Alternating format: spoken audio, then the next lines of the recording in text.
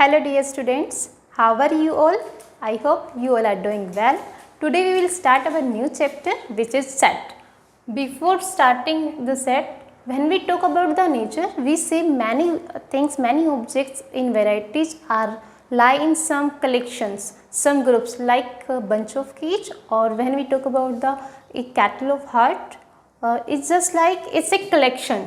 तो जो एक आपके पास वेल डिफाइंड कलेक्शन होता है, या फिर मैं आपसे बात करूँ कि आपके पास number of subjects in your class, number of subjects in your class non medical और मेडिकल, तो means they are the same. और maybe when we talk about the language, यदि आप लैंग्वेज को हटा दो तो आपके पास सब्जेक्ट क्या होते हैं, आपका फिजिक्स केमिस्ट्री मैथ और सम एज वेल एज कुछ लैंग्वेज. तो physics chemistry math are the common one for the non medical students. तो ये जो कॉमन होता है तो ये कलेक्शन बन सकता है जब हम बात करते हैं पीसीएम की. ओके, तो इस तरह से सेट, हमें इसी तरह से इन जो वेल कलेक्शंस को एक तरह से अरेंज करना, उसको कहा जाता है सेट. अब सेट होता क्या है? सेट होता है आपके पास a well defined and well distinguished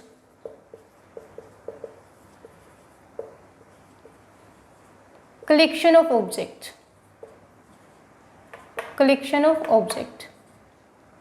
Okay, for example, when we talk about the number of days which starts from name of the days which starts from letter T, which are Tuesday and Thursday, so this is a set. So it is a well defined. Or when we say what is your toughest subject or which is your hobby, तो it may be different for different person. सभी की same हो ऐसा ज़रूरी नहीं है. हो सकता है someone like to playing cricket and someone like to singing और dancing. तो ये हॉबीज अलग अलग हो सकती है. हम इसका एक वेल डिफाइंड या एक वेल डिस्टिंग्विश्ड कलेक्शन नहीं तैयार कर सकते. कहने का मतलब ये है कि सेट जब आप बना रहे हो तो सभी की सेम वैल्यू आनी चाहिए, सेम आंसर आना चाहिए, सेम वैल्यूज बननी चाहिए. ओके, तो वो आपके पास एक well defined and well distinguish, जिसको हर कोई डिस्टिंग्विश, हर कोई समझ के, हर कोई पहचान सके. जैसे कि हम बात करें कि name of the months which starts from letter J, like हर किसी का क्या होगा वहाँ पर आंसर होगा जनवरी, जून, जुलाई, ठीक है, लाइक दिस. तो यही होने वाले सभी के, तो वो सभी के सेम होने वाले हैं. ऐसा नहीं है कि कोई अनदर अपनी ओर से जेम्स या कुछ और डाल देंगे, तो वो सेम है. तो इसी सेम को कहा जाता है एक को सेट. ठीक है, ये होता है सेट. अब सेट की नोटेशन क्या होती है? आप जब भी एक सेट को रिप्रेजेंट करते हो आप करली ब्रैकेट यूज करोगे. दिस इज करली ब्रैकेट. नोटेशन होती है हमेशा करली ब्रैकेट, नोटेशन ऑफ सेट करली ब्रैकेट में यूज करेंगे. जो करली ब्रैकेट के अंदर आपके एलिमेंट्स, इनको हम कहते हैं एलिमेंट. जैसे कि मैं एक सेट बनाना चाहती हूँ, name of the days which starts from T, तो आपके पास सेट क्या होगा? सेट होगा आपके पास ट्यूसडे एंड थर्सडे. ओके, सो आपके जो करली ब्रैकेट से स्टार्ट होंगे, करली ब्रैकेट पर ही क्लोज होंगे, और जो इसके इनसाइड आपके वर्ड्स या लेटर्स जो भी आता है वो आपके पास, उनको हम एलिमेंट कहेंगे. तो ये आपके पास होता है element. This is our set है. और जो आपके सेट होते हैं उनको हमेशा हम कैपिटल लेटर से डिनोट करेंगे. ज़्यादातर स्टूडेंट्स देखने को मिलता है कि ये जो ब्रैकेट लगाते हैं करली ब्रैकेट, इसकी जगह पर आपका ये सिंपल ब्रैकेट या फिर स्क्वायर ब्रैकेट का यूज कर लेते हैं, विच इज़ रॉन्ग. तो आपको ये यूज नहीं करना, आपको सिर्फ यही यूज करना है. इसी तरह से आप सेट को रिप्रेजेंट कर पाओगे. ओके, नाउ हम और कोई एग्जाम्पल है, जैसे कि a set which belongs to the vowels of English. English alphabet के वावल्स को रिप्रेजेंट करने के लिए मान लेते हैं आपके पास ये कोई सेट है बी. तो यहाँ पर आपके पास वावल्स क्या क्या होते हैं? A, E, I, O, U. This is also a well defined. और यहाँ पर जो आपने लेटर्स यूज किए हैं ये आपके पास स्मॉल लेटर से रिप्रेजेंट किए हैं, और जो सेट का नेम होगा वो हमेशा कैपिटल लेटर से लिखा जाएगा. ओके, सो सेट को रिप्रेजेंट करने के लिए हम कुछ सिंबल्स का भी यूज करेंगे. आपको सिंबल्स भी समझने होंगे. एक हम सिंबल ये यूज करेंगे, इसका मतलब होता है belongs to, and another symbol is this one which is does not belongs to. Okay. इसके अलावा काफ़ी बार हम colon, double dot as well as हम एक जो खड़ी लाइन होती है स्टैंडिंग लाइन ये यूज करते हैं। इसका मतलब होता है such that. These symbols are use to represent a set. इसके अलावा हम कुछ सेट्स जो कि वेल डिफाइंड ही होते हैं जिनकी हमने नोटेशन दी हुई है वो देखो आपके पास। जैसे कि हम एन सिंबल यूज करते हैं, एन का मतलब होता है set of all natural number. Z होता है आपके पास, जेड, और कुछ बुक में जेड के प्लेस पर आई भी गिवन होता है, जेड और I. This is given for integers. W for whole number, C for complex number, R for real number, and Q for rational number. These are some symbols which is generally used in your book to represent natural number, integer, vice versa. जो भी आपके पास है इनको use करने के लिए हम ये डायरेक्ट सिंबल्स यूज कर देते हैं, जिसका मतलब होता है कि आपके पास यदि डब्ल्यू है कि वो बोल नंबर को रिप्रेजेंट कर रहा है, या फिर आपके पास क्यू है तो हम रैशनल नंबर यूज करते हैं। काफ़ी बार आपको ऐसे आर प्लस भी गिवन होता है। आर प्लस का मतलब हो जाता है पॉजिटिव रियल नंबर्स। ओके, तो आपको ये डायरेक्ट वहाँ पर आप यूज कर सकते हैं इनका। इसके अलावा यदि हम बात करते हैं type, when we talk about the representation of set, we can represent sets in the two form, in roster form or we can say that it is tabular form और set builder form। roster form में क्या होता है, for example यहाँ पर मैं आपका एक क्वेश्चन ले लेती हूँ, represent natural number up to 5 और first 5 natural number in the form of set, in the form of set. Okay, तो roster form first 5 natural number या फिर 5 नेचुरल नंबर तक आपको सेट बनाना है। तो रोस्टर फॉर्म में क्या होता है, डायरेक्ट कर्ली ब्रैकेट के अंदर आप जो नंबर्स बनते हैं आप उनको रिप्रेजेंट कर दो, उनको लिख दो। This is 1 2 3 4 and 5 which is in this आपकी रोस्टर फॉर्म। इस तरह से इसको आप ये भी कह सकते हो विच इज़ वेरी इजी, क्योंकि आपको सीधा सीधा नंबर्स ही यहाँ पर मेंशन करने हैं।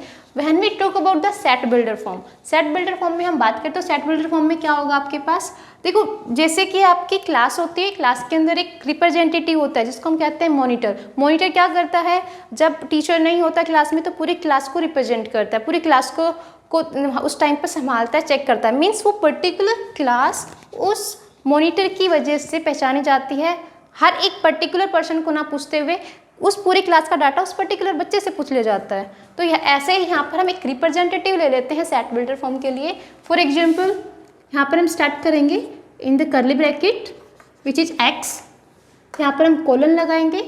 That means x is any representative such that x is, यहाँ पर क्या है फर्स्ट 5 नेचुरल नंबर, हम यहाँ पर कह सकते हैं x is less than equals to 5 लिख सकते हो यहाँ पर, या फिर आप यहाँ पर आप कह सकते हो n लिखोगे तो n का मतलब होगा, या फिर n के प्लेस पर आप क्योंकि नेचुरल नंबर करने आप कैपिटल N यूज कर लो क्योंकि this is well defined already.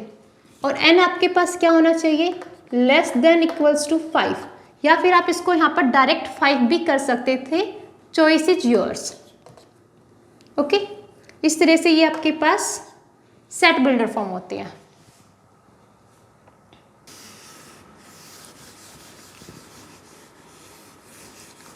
Set builder form एक तरह से आप कह सकते हो आपकी जनरल फॉर्म होती है, जनरल फॉर्म। ओके, यहाँ पर हम एक और एग्जांपल ले लेते हैं फॉर द अंडरस्टैंडिंग लेवल। यहाँ पर आप मान लो आपके पास कोई सेट है, कोई आपके पास कलेक्शन दिया हुआ है विच इज़ 2 4 8 16 32। ओके, यहाँ तक ही है। आपको इसको रिप्रेजेंट करना है in the set builder form. How to represent it, for this x is such that x, देखो x इज सच दैट, यहाँ पर आप x ले रहे हो, x क्या होगा, x बिलोंग करता होगा इस तरह से, x belongs to 2 raise to power, यहाँ पर मैं इसको n कह देती हूँ n, और वेयर n इज, n क्या है, देखो ये कैसे है, 2 की पावर 1, 2 की पावर 2, 2 की पावर 3, 2 की पावर 4 एंड 2 की पावर 5. ओके, तो मीन्स 2 की पावर n, और n आपका कहाँ तक जा रहा है, नेचुरल नंबर में है.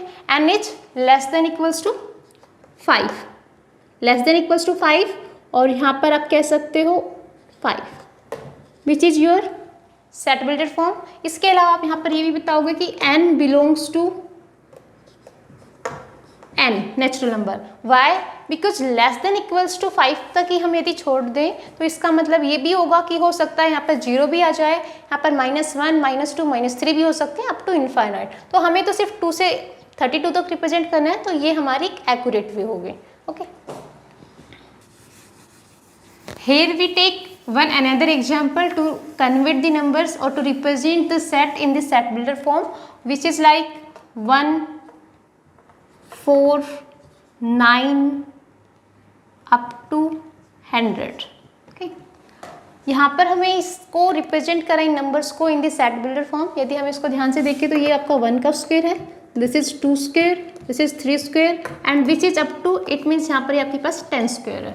तो हम इसको कैसे रिप्रेजेंट करेंगे, यहाँ पर आपके पास कर्ली ब्रैकेट में x इज सच दैट, आप यहाँ पर क्योंकि स्क्वायर के फॉर्म में है आप इसको डायरेक्ट ये भी कह सकते हो x is such that x square where x, और यहाँ पर यदि इसको n लिखना था, यहाँ पर आप x से काम चला सकते हो, x स्क्वायर, और x क्या होगा, x is less than equals to 10, less than equals to 10, और x belongs to natural number.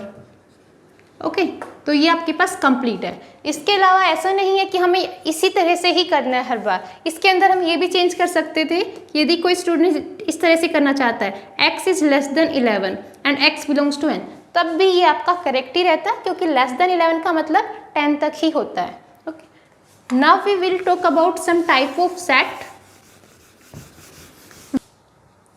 Here we have some type of sets which are empty or null set. अच्छा, किसी भी set को हम empty कब कहेंगे, एम्प्टी का मतलब होता है खाली. एक ऐसा सेट जो खाली हो बिल्कुल, जिसके अंदर कुछ भी ना हो, means which have no element, which have no element.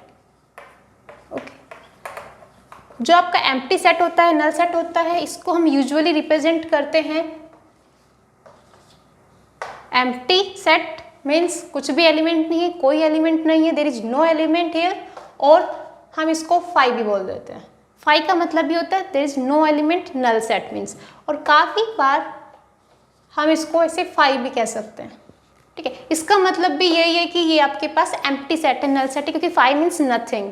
और फॉर एग्जाम्पल आपके पास 0 आ जाता है, तो 0 यहाँ पर एक एलिमेंट होता है, तो ये आपका एम्प्टी सेट के अंदर कंसिडर नहीं किया जाएगा, because 0 is a whole number, so we can't take it as the empty और null set. Next is our singleton set. Singleton set क्या होता है, any set which has only one element, which has only one element. For example 2, और in the form of language we can say that a number which is even prime. आप ये भी कह सकते हो a number which is even prime. तो एक ऐसा नंबर जो इवन नंबर भी हो और आपका प्राइम भी हो, तो क्या होता है, आपका 2 होता है. तो 2 इसका एग्जाम्पल हो सकता है, क्योंकि एक ही एलिमेंट इस तरह के सेट में आएगा. आफ्टर दैट कार्डिनल नंबर या कार्डिनलिटी. किसी भी सेट की कार्डिनलिटी क्या होती है, कार्डिनलिटी होती है how many numbers are present in a set. कितने एलिमेंट्स आपके एक सेट के अंदर रिप्रेजेंट है, कितने आपके, इसको हम एन ऑफ किसी सेट, सपोज करो we have a set A which is 2, 5, 7. तो इसकी कार्डिनलिटी क्या होगी, कार्डिनलिटी होती है number of elements in a set. तो यहाँ पर कितने एलिमेंट्स है, 1, 2, 3, तो इसकी कार्डिनलिटी होती है 3. Finite set, any set which is finite, which have the finite number of elements, वो आपके पास फाइनाइट होगा. For example anything 1, 3, 5, 7 which is finite, means which have the finite number of elements. When we talk about the infinite number, infinite set के अंदर आपके पास जब infinite numbers present हो एक set के अंदर, हम कहते हो एक इनफाइनाइट सेट को रिप्रेजेंट कर रहा है. For the example we have a set of all the natural, therefore example of infinite set will be all the elements of natural number or any set which represent the natural number. Natural number are infinites, so For this it will be like 1 2 3 up to this which have the infinite elements, उसको हम कहेंगे infinite set. Equal set, देखो equal set क्या होता है, equal set के case में suppose we have two set A and B. Each element of A should lie in B and each element of B should lie in A. Means A का हर एक element B के अंदर हो और B का हर एक element A के अंदर हो. For example A is 1 3 7 and B is 7 3 1. Okay 1 3 7 and 7 3 1. A के अंदर 1 है, इसमें भी 1 है, 3 है, यहाँ पर भी 3 है, 7 है, 7 है. मीन्स यहाँ पर जितने भी नंबर ऑफ एलिमेंट्स है या जो भी एलिमेंट्स है वो आपके B में लाई कर रहे हैं और B का हर एक एलिमेंट A के अंदर भी है. ये आपके पास होती है इक्वल सेट और इक्वल सेट को हम क्या देते हैं A equals to B. Okay this will be like A equals to B. Means each element of A should be lie in B and each element of B should be lie in A. यहाँ पर आपको एक चीज और याद रखनी है, in a set order doesn't matter. Order means आप यहाँ पर स्टार मार्क कर लो अलग से. In set order of element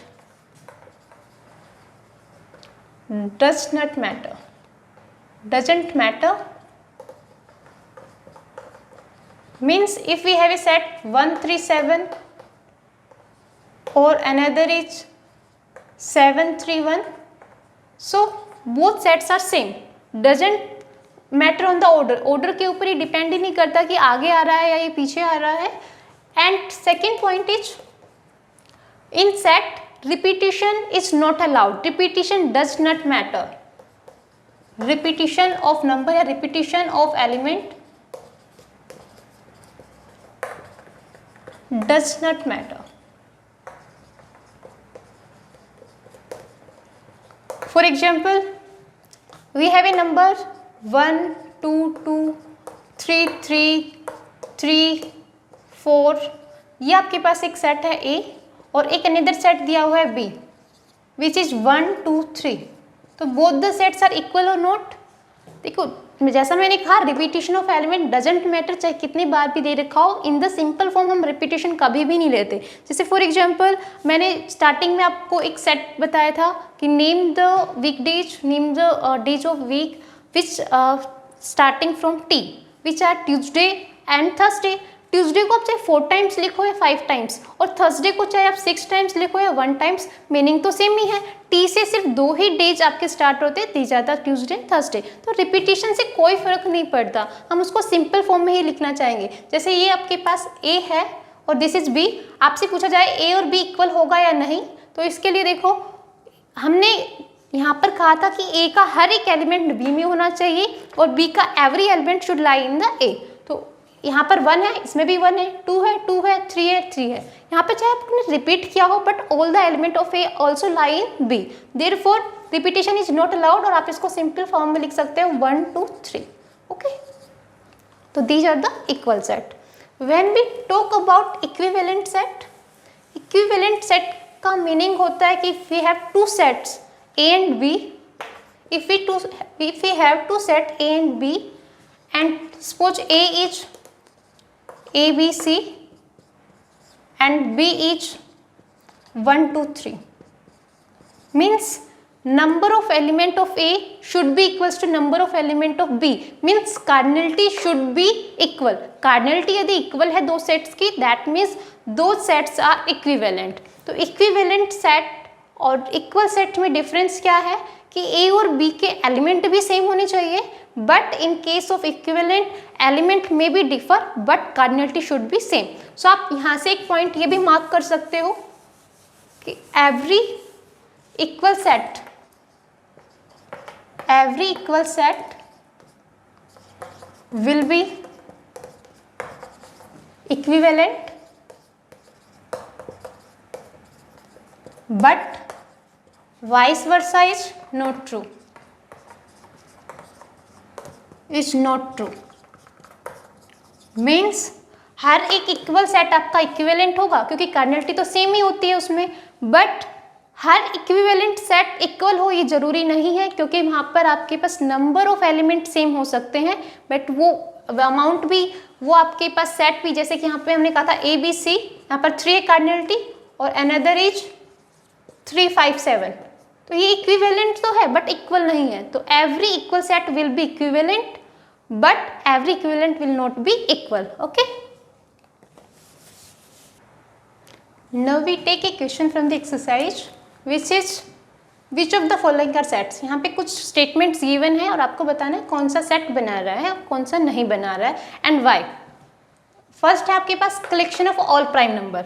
आपके पास collection of all prime number क्या होते हैं? ऐसे नंबर्स जो जिसका वन और इटसेल्फ कोई अनदर फैक्टर ना हो। तो आपके पास ऐसे नंबर्स क्या कौन कौन से होते हैं? 2 3 5 7 11 up to infinite. But infinite भी तो एक सेट ही होता है, दैट मीन्स एक सेट बना रहा है। और जैसे मैंने कहा था well defined and well distinguishable statement होनी चाहिए, that will B A set, वो एक सेट बनाएगी। तो यहाँ पर ये इनफाइनाइट तक जा रहा है, बट जो मैंने बनाया है वही कोई और भी बनाएगा तब भी यही आंसर रहने वाला है, that means value will be same, answer same ही आने वाला है। तो दैट मीन्स ये आपका एक सेट बनेगा। इसके बाद collection of good hockey player in India. Good hockey player को अब हम कैसे कहें? हो सकता है कोई सिटी में, कोई स्कूल में, पर्टिकुलर क्लास में पढ़ने वाला बच्चा भी एक अच्छा प्लेयर हो, और हो सकता है कोई इंटरनेशनल या नेशनल लेवल पर जो खेलने वाला प्लेयर होता है उसको हम अच्छा कहें। तो गुड जहाँ पर भी क्वालिटी आ जाती है, क्वालिटी को कभी भी हम सेट के अंदर कंसिडर नहीं करते, तो ये आपका पास एक सेट नहीं बनेगा, that will be not set, no. यहाँ पर आप इसको कह सकते हो it will form a set. Collection of rich person in India. अब यदि हम गूगल पर चेक करें तो आपको एक लिस्ट मिल सकती है, ठीक है, रैंक की हो सकती है, but rich person, rich is also the quality and rich कोई भी अपने आप को मान सकता है। तो हम ये नहीं कह सकते कि एक पर्टिकुलर पर्सन रिच है और दूसरा नहीं है, तो इस वजह से ये भी आपका कोई भी एक वेल डिफाइंड सेट नहीं बनेगा। Next is collection of all natural number less than 1000। Less than 1000, तो देखो collection of all natural number, यहाँ पर आपका 1 से शुरू होगा, 1 2 3, लेस देन 1000 मीन्स लास्ट आपके पास आना है 999। ओके, तो ये आपके पास एक वेल डिफाइंड एंड डिस्टिंग्विशेबल आपके पास कलेक्शन बन रहा है, तो that will represent a set, तो it also form set. Okay, तो इस तरह से आपको अपने क्वेश्चन करने हैं। इसके अलावा जो भी क्वेश्चन है आपके एक्सरसाइज के अंदर, लाइक सिंगलटन सेट से रिलेटेड, जिसके अंदर आपको चेक करना है एक ही नंबर आ रहा है, एक ही एलिमेंट आ रहा है या ज़्यादा आ रहे हैं, और इक्वल और इक्विवेलेंट के अकॉर्डिंग, तो इसके अकॉर्डिंग आप इनको कर सकते हो। Okay, thank you.